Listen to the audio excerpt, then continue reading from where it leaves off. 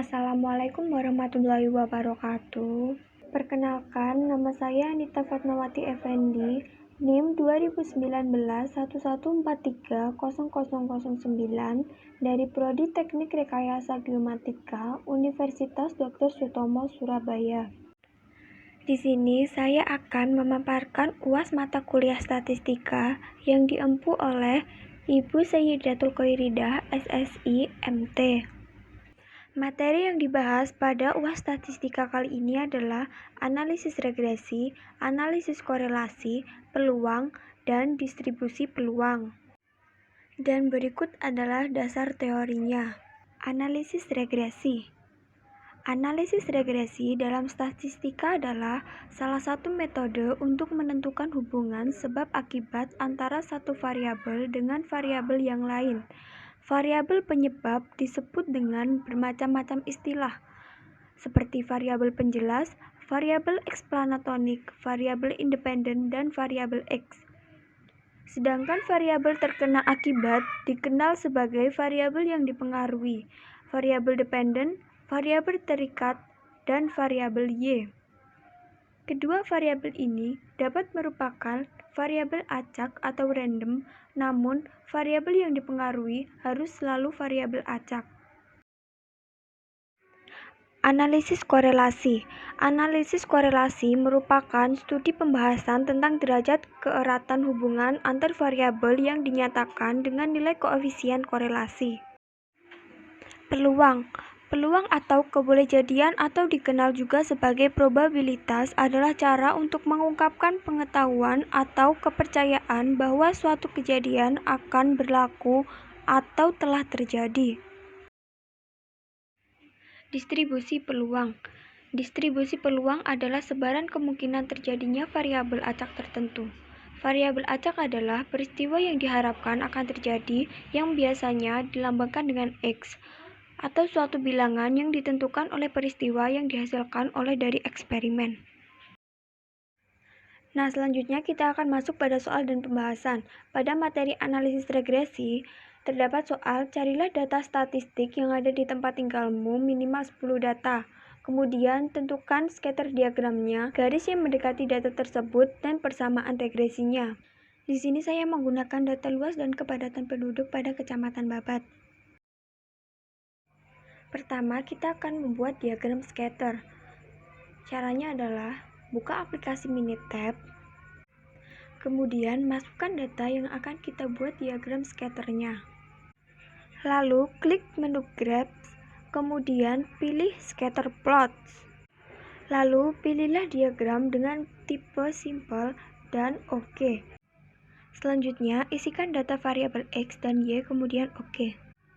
Dan berikut adalah diagram scatternya. Langkah selanjutnya adalah membuat diagram scatter dengan garis yang mendekati. Langkah pertama adalah klik menu Graph, kemudian pilih Scatter Plots. Kemudian pilih diagram dengan tipe with regression, kemudian OK. Selanjutnya isikan data variabel X dan Y, kemudian OK. Dan berikut adalah scatter diagram dengan garis yang mendekati data tersebut. Selanjutnya adalah mencari persamaan analisis regresi linear sederhana. Caranya adalah klik menu Start, kemudian pilih Regression, kemudian Regression, kemudian pilih Regression Fit Model. Lalu isikan responses untuk variabel Y dan Continuous Prediction untuk variabel X. Kemudian klik Graphs pada kontak dialog Regression. Kemudian atur residual plots menjadi 4-in-1 agar semua grafik ditampilkan, lalu OK. Selanjutnya adalah klik Storage pada kontak dialog Regression, kemudian atur data mana yang akan ditampilkan, lalu OK. Dan berikut adalah tampilan diagram setelah di regression. Dari analisis regresi linear sederhana diperoleh persamaan kepadatan penduduk sama dengan 1277 dikurang 551 dikali luas. Selanjutnya adalah mencari persamaan analisis regresi nonlinear eksponensial. Caranya adalah klik menu Start, kemudian pilih Regression, kemudian Nonlinear Regression.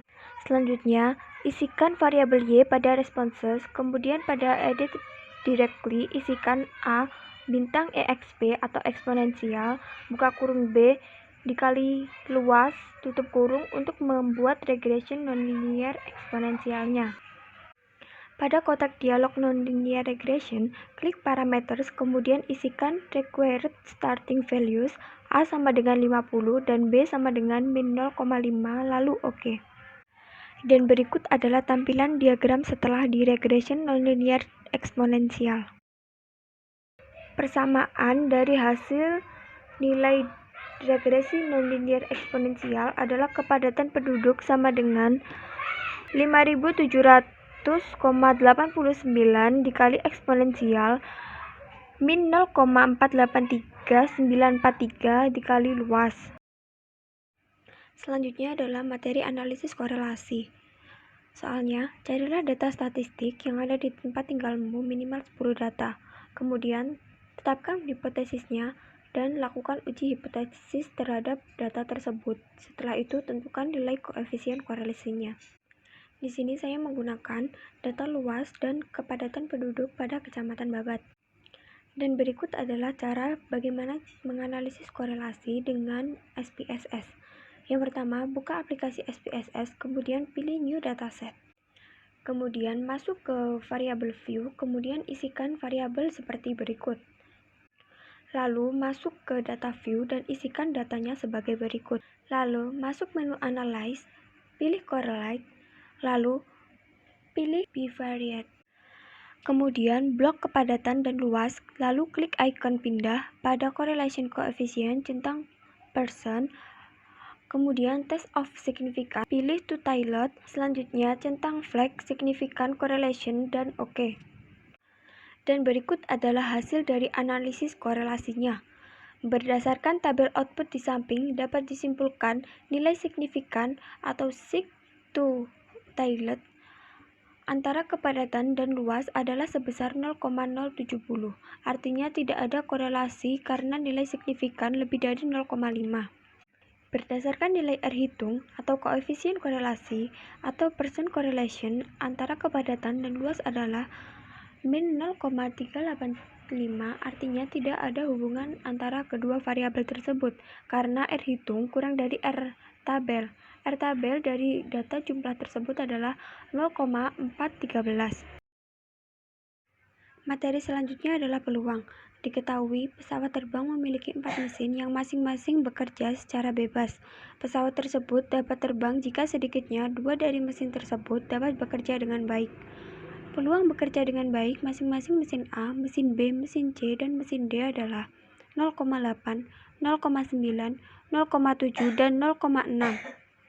Hitung peluang pesawat tersebut tidak layak untuk diterbangkan. Pesawat tersebut berada dalam kondisi yang sangat baik. Pesawat tersebut layak untuk diterbangkan. Dari soal tersebut dapat diketahui PA sama dengan 0,8, PB sama dengan 0,9, PC sama dengan 0,7, dan PD sama dengan 0,6. Yang ditanyakan adalah peluang pesawat tidak layak diterbangkan, peluang pesawat kondisi sangat baik, dan peluang pesawat layak diterbangkan. Kemudian dijawab, untuk peluang pesawat tidak layak untuk diterbangkan menggunakan rumus irisan nilai tidak berpeluang A, B, C, dan D sama dengan nilai tidak berpeluang A dikali nilai tidak berpeluang B dikali nilai tidak berpeluang C dan dikali nilai tidak berpeluang D yang menghasilkan 0,0024 atau 0,24%. Selanjutnya, peluang pesawat berada dalam kondisi yang sangat baik. Ini menggunakan rumus irisan dari peluang A, B, C, dan D sama dengan peluang A dikali peluang B dikali peluang C dan dikali peluang D yang menghasilkan 0,3024 atau 30,24%. Kemudian, untuk mencari peluang pesawat layak untuk diterbangkan menggunakan rumus jumlah dari irisan nilai tidak berpeluang A, nilai tidak berpeluang B, peluang C, dan peluang D. Kemudian irisan nilai tidak berpeluang A, peluang B, nilai tidak berpeluang C, dan peluang D.